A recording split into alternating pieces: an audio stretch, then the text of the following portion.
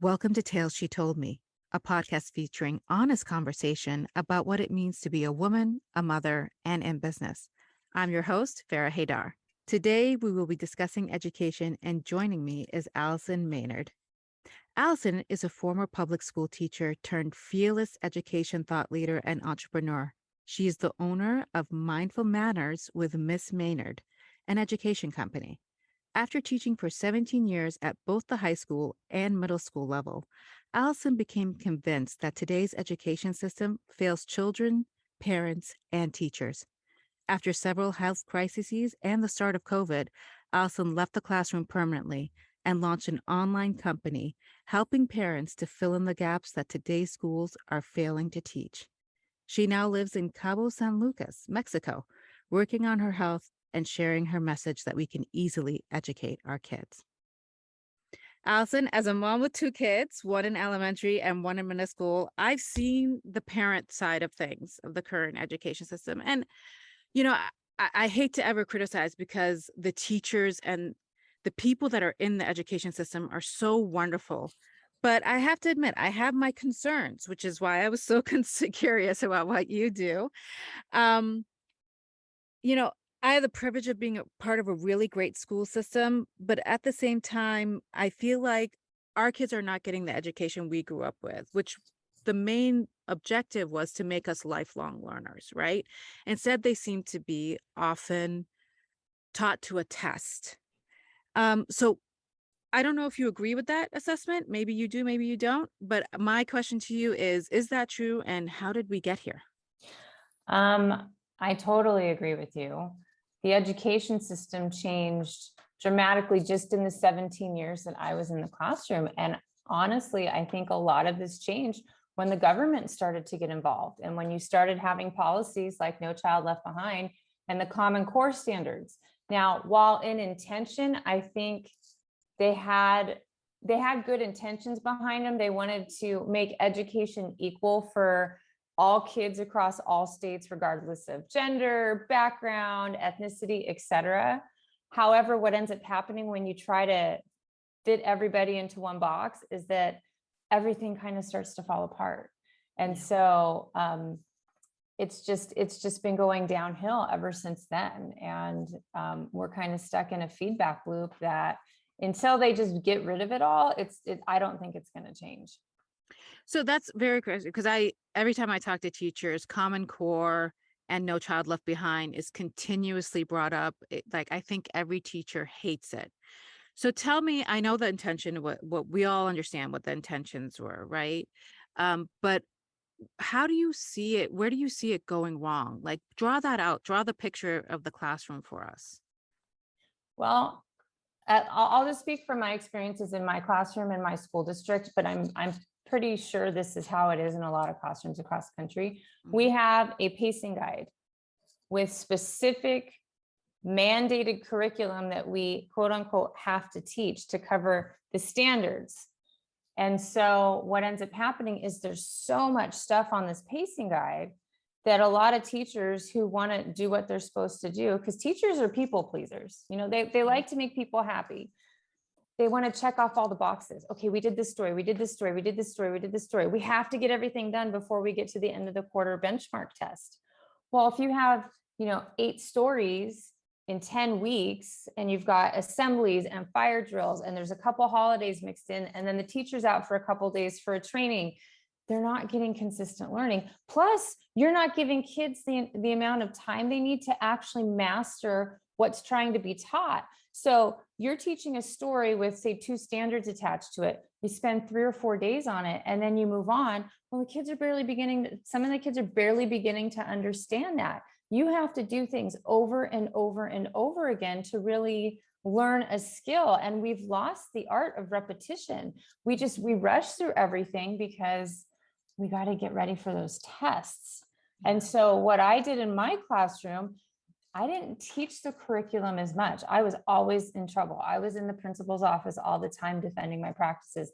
Allison, why aren't you teaching this story? Allison, why are you doing this? Allison, why are you talking about the news? Because I wanted to make learning more accessible to my kids. I taught the hardest kids at my school. I had the kids that were behavior issues. I had the kids that were learning how to speak English. I had the students with behavior problems. That was my world. And I loved it. I loved working with those kids. I was really good with them. But starting from the first story in the textbook and saying, let's read this story and answer these questions and write this essay, that did not work for them. I had to change how I taught in order to get them to learn. And the other thing that schools are not doing today is they're not spending the time to teach the learning skills needed. So when a teacher says, read this story, answer these questions, write this essay, they have the tools to do it. I taught 8th grade for the second half of my career. And some of the kids would come in and they would barely be able to write a sentence. Yet here, my pacing guide that I'm supposed to follow is asking me to assign an essay in the first 2 months of school. Like, why am I going to have my kids write an essay if they can barely formulate a sentence in a paragraph? That made no sense to me. And so I didn't do it. I taught them in a much different way. And guess what? My kids were much more engaged and they learned how to learn. And that is one of the biggest things I think is missing in today's schools. No Child Left Behind and Common Core doesn't really have embedded within their standards how to learn. Like, how do you really read? How do you learn how to write? How do you develop study skills? And there's a lot of teachers out there, bless their hearts. People do not give teachers enough credit. They are trying so hard to fill in the gaps. But when you've got overcrowded classrooms, now we've got one of the worst teacher shortages in basically the history of teaching, because everybody decided to leave after COVID. I think the statistics right now are 1 in 4 teachers are thinking about leaving because they're just over it. You've got this whole group of issues that are happening. You've got school shootings that teachers are worried about. Like, when I started teaching, that wasn't a concern. That was one of the reasons I left, actually. After the Parkland shooting, I had a mental breakdown because nobody could guarantee that I would be safe in my classroom. I had a threat from a student that year that really, really impacted me. And nobody can guarantee 100% that you're not going to go to work and not get shot. The odds are really low, but it's still a possibility. So you have all of these different issues, and a lot of teachers are trying to juggle all of this stuff around. And then, you've got the trainings and, oh, a teacher's pregnant, she's gone for a couple months. So all of these different issues combined are just, it's weakening the education system. Yeah, I got to tell you, the shooting part of it really hits home with me. My kid has talked about it a lot. Every time there's a shooting in the news, she comes to me like, what guarantees do we have? And I can't even say, like, before I used to be able to say, well, we're in a safe area. I can't even say that anymore. Right. Like, and you can't even say that it's not going to happen to the little kids, because here, I just got the chills. You have, Uvalde just a few months back, like little babies. It's just, it blows my mind that this is where we're at, but this is where we're at. Yeah. And I actually did have my son's school shut down one day. It wasn't for an active shooter, but you get the text and you're like, oh my God. And what actually struck me so much about Uvalde was it looks like most of these parents didn't even trust the police. They went down, like there was one woman went into the school after being restrained and grabbed her kids out. I mean, this is how little confidence some of us have. And they're threatening to sue her now for breaking the law because she didn't follow orders. It's like, really? Oh, well, we'll see how she'll do with a jury of her peers, right? Exactly. Okay, so that's great. We know the situation is bad, right? As a parent, I'm always looking for ways to help out. Like, how can we support educators today as parents? Gosh. I think the first thing is to trust them a little bit more. I think there's just become such a huge distrust between parents and educators. So many parents complain a lot about, what's being taught in the schools. And oftentimes what's being taught, the teachers have no control over it. I mean, when I was teaching, I just did what I thought was best. And I basically took one for the team, and I knew I was going to get in trouble. But a lot of teachers don't do that. We're supposed to teach this. And then the parents complain to the teachers. The teachers, they don't really have a lot of say in that. So it's really, if parents want to get involved and they're upset, they need to talk to the administration of the school. They need to talk to the school board. The school board's actually the one that does a lot of the policy making. And I also think if a teacher emails you with a problem about your child, don't get defensive. Yeah. That happens a lot nowadays. There's a lot of like, my child would never do that. I mean, I hate to say it. Right. I mean, I hate to say it, but you know, kids are kids. Like, let's just put, especially as they get into adolescence and the hormones are raging and they're going through puberty and you add in social media nowadays. Oh my goodness. Like there's misbehavior, there's curiosity, they say inappropriate things. Like just because a teacher emails you and says, your child said this in class today, or your child did that, your child hit another kid, don't call the teacher a liar because you don't like the message. You need to trust that the teachers aren't trying to attack your kids. They're trying to help identify behavior issues. The younger we can identify behavior issues, guess what? The sooner we can impart interactions. So it's not an issue when they get older. Because if you don't deal with it, if you don't nip it in the bud when they're young, it just compounds and gets worse and worse and worse. And so those parents who are in denial and just let the behaviors get worse and worse and worse, that's not going to make for a good citizen of the world and lifelong learner. So I think parents need to be more trusting of, what the teachers are saying. Yeah. Yeah. I have to tell you, like, I remember I got called in, my son was in first grade and, they were having, oh no, it was at a parent teacher conference. And the teacher was expressing that she was having some difficulty with him. And I said, well, punish him. And she was just taken aback. She's like, what? I'm like, no. You like, my kid does well with boundaries and you're a very sweet teacher. And your approach to teaching is a lot more loose and they're, not as strict boundaries. And guess what? My kid's going to walk all over you. So go ahead and put a lot of boundaries on him. And she was just like taken aback. And I'm like, I know my kid, like, he's wonderful. I love him.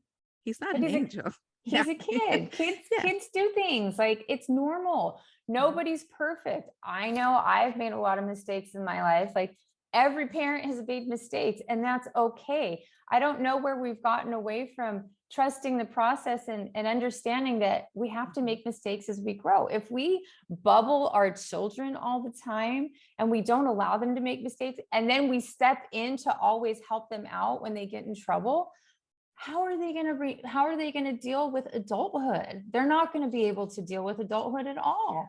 And that's why we're seeing so many of these, people call them snowflakes and entitled kids, because there is a level of that kids are getting into adulthood now and they don't know how to do anything. They don't know how to deal with anything because their parents have been doing everything for them.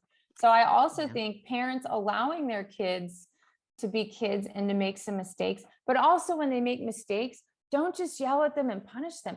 Have a conversation with them and talk to them. Okay, why did you do that? Okay, why is that probably not such a good idea? It doesn't always have to be a super negative experience. And I think I think we've just gotten so far away from connecting and communicating with each other that this is where we're seeing a lot of these issues nowadays. There's so much. I have like 3 or 4 questions I'm willing to ask you, but one of the things that always strikes me is the level of anxiety in these kids, and it's rampant, right? And part of it, I think, there's a lot coming at them. They have school shootings, there's social media, there's a lot. The world seems to be melting down every day, and that's what they wake up to. But I also think that a lot of anxiety comes around fearing that they don't have the competency, right? Like that delta between how big the problem they think it is and what their capacity is to handle it. And I think the only way you build that mental capacity is actually letting them do it frequently, even. So yes, I agree with you. But I want to go back to something you previously said about talking to the administration, et cetera. So what strikes me, what I find difficult as a parent is, okay, like I talk to my principal, let's say. Well, my principal doesn't really have a problem, like have control over Common Core and all that stuff. Even if we went to the school board, they're still implementing a national policy, right? So where like, if we wanted to change, where do we begin? Do we start at the school boards and work up? Do we start at nationally? How does that happen? You start at a local level. You can have Okay. the most influence with your school board. If you don't like what your school board's doing, you have to elect people that are going to do what you want. You're the parents. Yeah. You're the ones that ultimately we're working for you. Yeah. We're public, we're public employees, we're public servants. We work for the parents, we work for the kids. So starting at the local level is the best place to start. National level, you can do it, but that's so big and it's so overwhelming. If you keep it local, I think that's where you can actually have the most impact. And then you can have a say in like what books are being taught. You can have a say, unfortunately, there's only 2 textbook writers in the entire country now, which I think is a travesty. Yeah. Because there's very few options. Mhm. But you can have a say in that to a certain degree as well. So starting at the school board level is always the best because it's local. And so let's say we start at the school board level, can they opt out of testing? Can they opt out of Common Core? They can. Yes, you can. Okay. Don't let the schools tell you that they can't. See, the thing is the schools want as many kids to test. It's all these crazy formulas that I don't understand because I was an English teacher, not a math teacher. So Yep. whenever I get formulas involved, my brain's like, no. Mhm. But you can opt out of testing. I believe in my particular school district, there was a form that you had to sign, but then you'd have to go talk to like the superintendent of the entire district. Like, because they're trying to intimidate you. They want you to like, well, why don't you want to test your kids? Like, it's important that they test. We need this data. They really need the number of kids to test because they have to meet certain benchmarks. And if too many kids opt out, it all comes back to money. It all comes back to funding. So, if you want to opt out, you have that option. You may have to jump through some hoops, but you definitely have that option. You just have to remain strong and steadfast. Well, 2 things. So I have a question like that. So when you say it all comes back to money, do you mean school funding by districts, or do you mean, because I've heard, and I don't know how true this is, that some teacher compensation is tied to student performance based on these tests as well. But I'm not entirely sure if that's true or not. I don't, That's a state and district thing. My particular district didn't tie student performance to our salaries. That was never an issue, but there are some school districts around the country that have done that. Okay. Because I haven't been in the classroom for a couple of years, I'm not too familiar with how much that's happening, but I do know that was happening when I was in the classroom. So let's say from a district or a county, because every state manages that's another thing. Every state manages their schools differently. I lived in Massachusetts, it was managed by the town. I live in Georgia now, it's managed by the county. It's a different thing. But so their funding is basically tied to these test results, correct? Testing, and more so attendance. Mhm. They want your kids in There. school. They get paid per seat. So it's all this crazy formula, test scores. If your kids are showing improvement, you can get special funding and special grants. If your school's not, you don't get this. It's so well, and part of the problem is it's so complicated too. We've overcomplicated so many processes that it's hard to even pay attention and be on top of it and be like, okay, I have a clear understanding of what's happening. Because if you confuse people, what do? Okay, we're just going to trust the process. And then they're not involved. And then the government and the school boards and the departments of education, they have free reign, which Yeah, I mean, I agree. I have to tell you, like, sometimes I look at this, I'm like, I don't know what it's like to run a school. Like, who am I to tell these people things that they've been in school for 20, 30 years, right?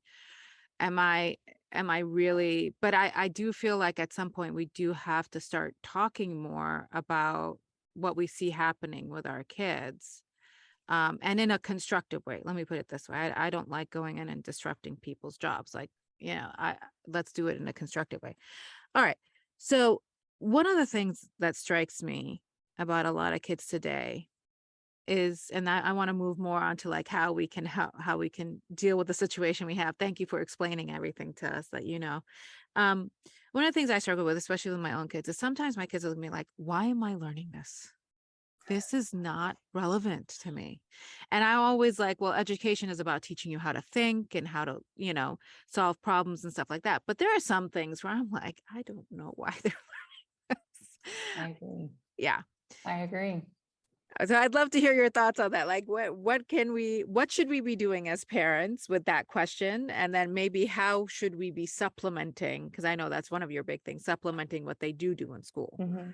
So the school system that we know has not really changed in over 200 years. We're still teaching the same types of subjects. Kids still go to school and they sit in a desk. I mean, some schools change and yay, we do activities and we move around, but the construct of school has not really changed in 200 years in America. Has America changed a lot in 200 years? Absolutely. Yeah. And so, I do think like why I took calculus in high school. I don't know why I needed to take calculus, but I took it and I hated it. I actually I earned a D. I was just barely trying to survive. I'm not a math person, but I was doing an extended diploma and I had to stay in math for 4 years and I had already done all the other maths. And I was like, why am I doing this? We force so many kids to do things that their brains aren't equipped to do. And it's okay. But I'm so passionate about it. Yeah. We're trying to force all these kids into these boxes. And I understand, well, we're trying to expose them to all kinds of different things. Well, why aren't we exposing them to financial planning? Why aren't we exposing them how to take care of your body? Like, yeah, we have PE, but they don't really do a lot of the like how to eat. They don't cover meditation. They don't cover simple things that you can do to take care of yourself. There's so many, why don't we have courses on, how to be an entrepreneur? There's tons of kids out there who are talented, have great ideas, who are super artistic. They could literally start in high school their own businesses and start making money and be happy. But that's not the funnel we've created. We've created this mindset where you go to school for 12 years, then you go to college, you graduate college, then you go get a job for most of your life, and then you retire, and then you die. Mm-hmm. Yeah. Schools are, and I can't even believe I've started saying this, but schools are creating obedient workers. They don't want critical thinkers. They want people who are going to go sit in the jobs for the small group of people who are really rich so they can stay rich. They don't want people coming up with new ideas to change the world. They want to kind of keep everything controlled. I mean, yeah, you're going to get a few people who are, yay, I did this and I did that. But for the most part, that's not the way we have things set up in this world. And so my belief is that if parents start getting more involved in the process around the age of adolescence, 10, 11, 12, 13, you can start to guide your children in their thinking and learning to supplement what the schools aren't covering and what the schools aren't doing. Okay. So give me some practical tips on that. Like if you had an 11-year-old now and they were going to school, which most of us do, I'll be honest, most parents do need schools. Yeah. I hate it when teachers say we're glorified babysitters. That's not what we see you as, but we do need schools because we do need to work as well, etc. But what would you do if you had a kid in 11th, let's say that was 11, going to school? How would you supplement? I would start off by making sure I'm asking questions every day as often as possible.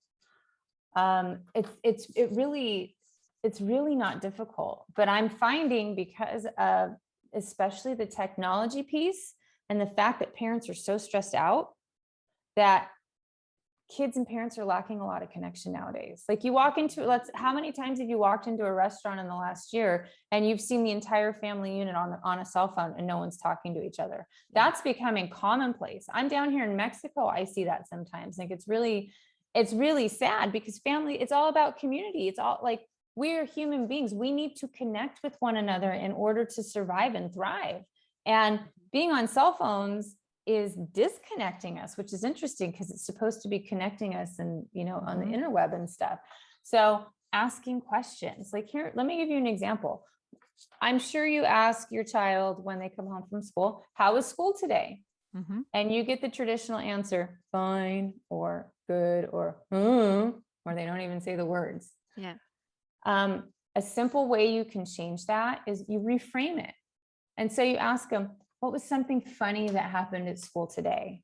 Or which teacher gave you the best lesson today? Or what's one thing you learned in your math class today? And you tell it to them in the morning or the night before, like, okay, at dinner tonight, or, and I do think there needs to be some family time involved too. Like you need to set aside, it doesn't have to be a lot, dinner time, a half an hour before bed, whatever. You need to have some set time with your family in order to connect. Yeah. Because if you start connecting when they're younger, when things start getting troublesome when they're older, because they're teenagers make all kinds of mistakes, and then they get scared they're going to get in trouble and they hide things. If you want to have open lines of communication, you have to start when they're younger. You have to start when they're in their adolescence. So by reframing the question, by having a set time to talk to your kids, and by preparing them for that question, then they know what to expect and they're ready to answer the question. And so then that can lead into other questions like, oh, why did you enjoy that so much? Oh, that's interesting. Can you tell me more? So then you can start pulling information out of them. Guess what you're doing? You're getting them to recall information about what they did that day, and you're getting them to critically think about situations that they were involved in. That's how we get kids to critically think. So by starting to ask more questions on the daily basis, if you do that every day, a few times a day for, say 3 months, you're going to start to see a difference in your child. And then when they're asked questions in school, they're going to start to be able to answer them because they're used to answering questions at home. This always blew my mind. When I was in the classroom, we were supposed to try to get the kids to talk in class every day. I have a class of 30 kids. I have 45 minutes to do that. And I have to instruct. Do you really think I'm going to get to every kid, every class period? I have 150 kids. It was exhausting enough as it is. Add medical issues on top of that. So I think by the parents starting to ask questions, you're going to see a huge difference in how they start to interact. And then you can start to do other things down the road. But I think if anybody wants to start right now, asking questions is the best way to start. Okay. Now, what about our relationship with the teachers? Because I often, when I talk to teachers, and maybe it's just, me being able to, because I always come at teachers from a perspective of you're really doing the best you can. And and I just want to like I send an email introducing my kid to every teacher, at least through elementary. I did that. Just telling them, hey, listen, these are the quirks my kids have. If she looks like she's defying you, it's usually because she's anxious, or, he really needs great boundaries. Go ahead, like, please. But in terms of advocating for like change or supplementing or working within the system that we have until we can get a better one, how do you think we should approach teachers? Like, what would you have appreciated when you were in the school system from parents? And I know you said trust, but like on a more practical level, was there something we could have done or been involved in? Because again, elementary is very different than middle and high school, which is where you were at. But I think just following up to make sure the kids are doing what they're supposed to be doing. I would get a lot of emails from parents like, my child has a D in your class. What's going on? And I'm like, and I had it set up in my particular class where our school had these planners that the kids had to write in every day. So when the routine was, the kids would come into my classroom, sit down, write everything on the board. So they knew, and their parents were supposed to sign it once a week. And I would always ask them, have you been, and I would tell them this in the syllabus. I would tell them at back to school night where only like maybe 20% of the parents would show up, maybe. Oh, wow. Yeah. So I'm like, are you checking the planner? The kids are supposed to write everything down every day.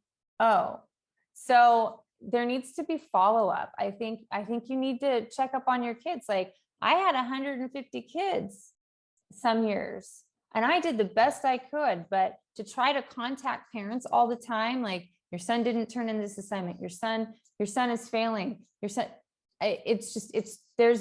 there's not enough time in the day. There's not enough days in the week. There's not enough days in the year to do everything you can do.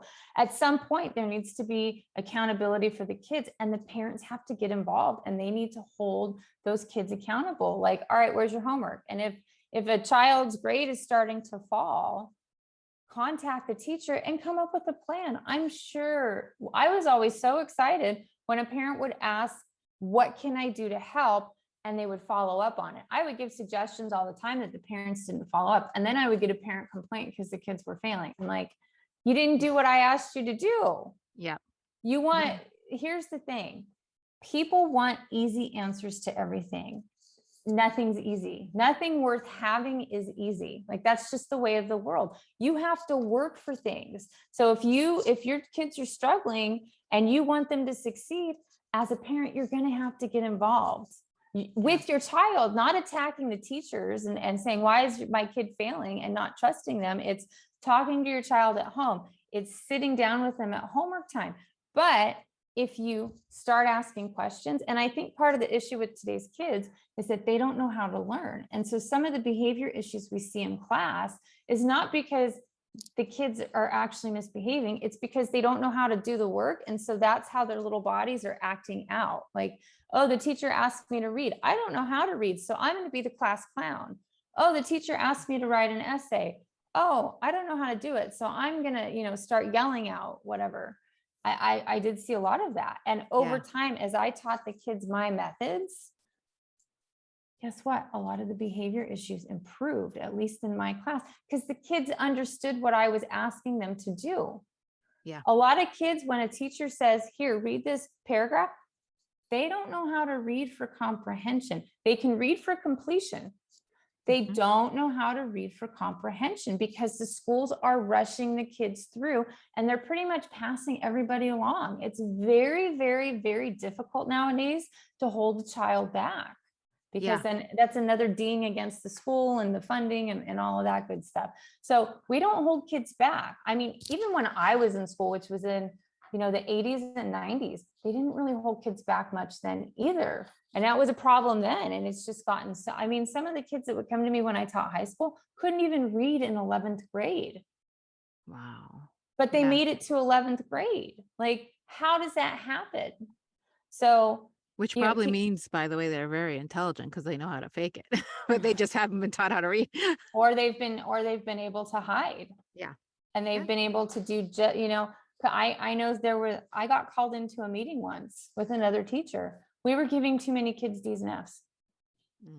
And we're like, and C's. And we said, it's an AP level class, college level. They're not showing that they're A and B students. And this was pretty early on in the semester too.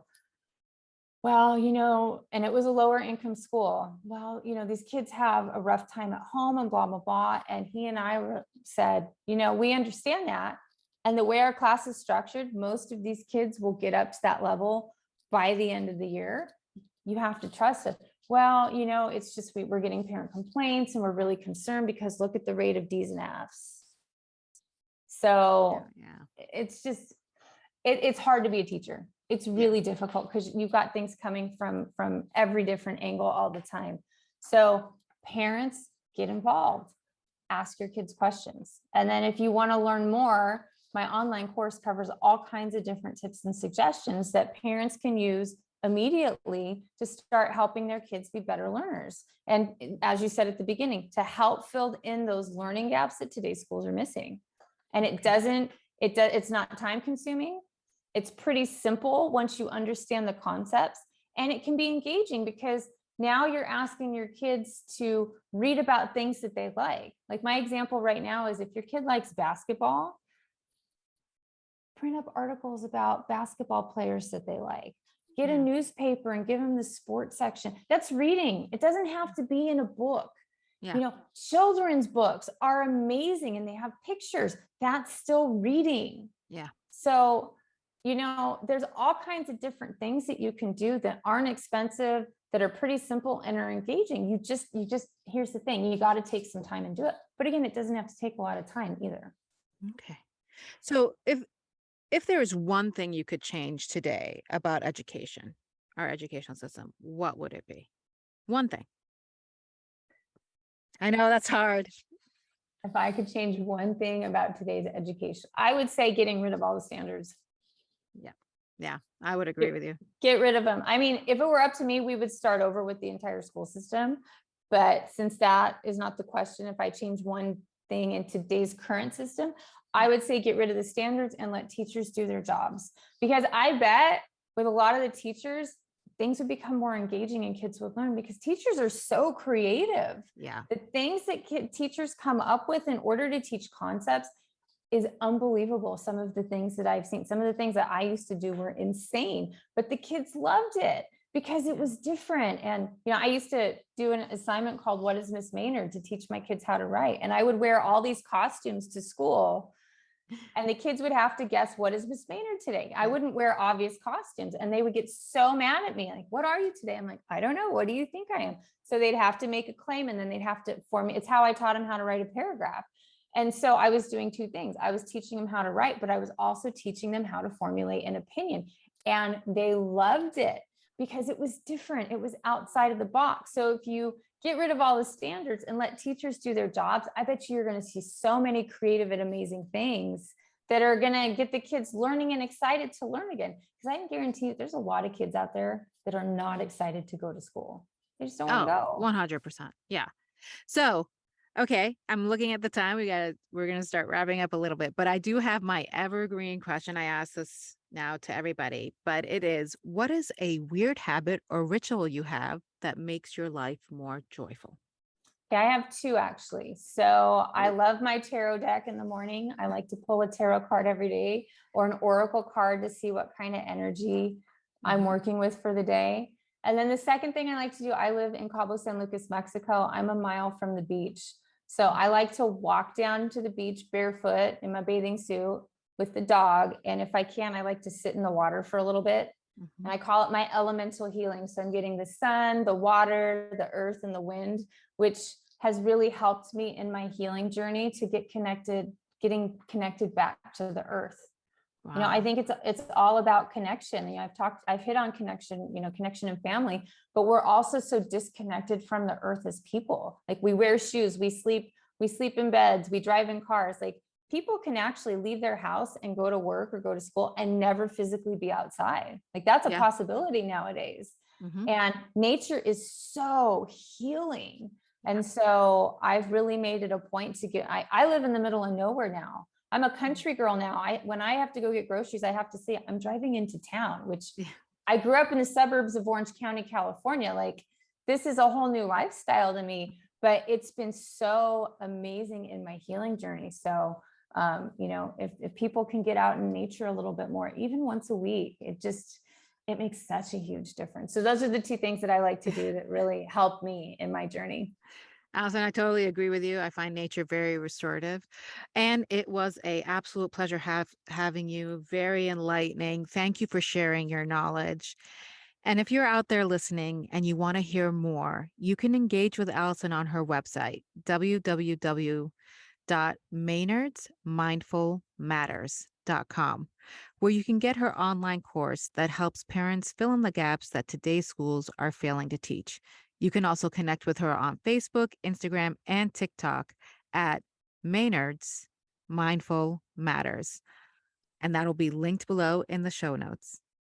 As always, I'd love to hear from you about this episode. What do you think about education today? And how do you think we can do better? Hit me up on Instagram or Facebook at Farrah Haidar. Also, I'm giving away a PDF of some of the best quotes we've had on the show, beautifully designed to print and journal your thoughts. Email me at farrah@farrahhaidar.com and title it Quotes. Talk to you soon. Till then, chase your happy.